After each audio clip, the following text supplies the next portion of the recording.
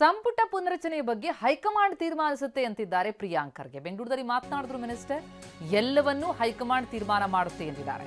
ಪಕ್ಷ ಏನ್ ಹೇಳುತ್ತೋ ಅದನ್ನೇ ಪಾಲನೆ ಮಾಡ್ತೇವೆ. ಪಕ್ಷದಿಂದ ನಾನೇ ಹೊರತು ನನ್ನಿಂದ ಪಕ್ಷ ಅಲ್ಲ. ಪಕ್ಷ ಹೇಳಿದಾಗ ಎಲ್ಲಾ ಕೆಲಸಕ್ಕೂ ನಾವು ಸಿದ್ಧರಿದ್ದೇವೆ. ನಾನು, ಕೃಷ್ಣ ಬೈರೇಗೌಡ ಇರಬಹುದು, ದಿನೇಶ್ ಗುಂಡೂರಾವ್ ಇರಬಹುದು, ಪಕ್ಷ ಸೂಚನೆ ಕೊಟ್ರೆ ಎಲ್ಲಾ ಕೆಲಸ ಮಾಡಬೇಕಾಗತ್ತೆ.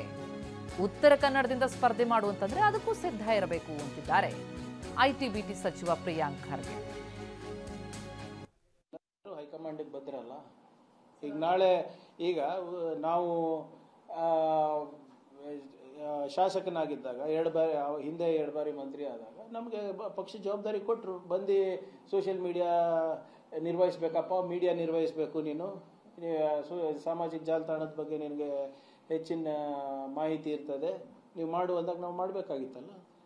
ಈಗ ಎಲ್ಲ ಸೀನಿಯರ್ MLAs ಇರ್ಬೋದು, ಮಂತ್ರಿಗಳಿರ್ಬೋದು, ಎವ್ರಿಬಡಿ ಪಾರ್ಟಿ ಏನು ಹೇಳುತ್ತೆ ಅದನ್ನು ನಾವು ಮಾಡ್ಕೊಂಡು ಬರ್ತೀವಿ. ನಾಳೆ ಇಲ್ಲಪ್ಪ ಇದೆಲ್ಲ ಸಾಕಾಗಿದೆ, ನೀವೆಲ್ಲ ಪಕ್ಷದ ಚಟುವಟಿಕೆಗಳಿಗೆ ಇಳಿರಿ ಅಂದರೆ ಎಲ್ಲರೂ ಇಳಿಬೇಕಾಗುತ್ತೆ.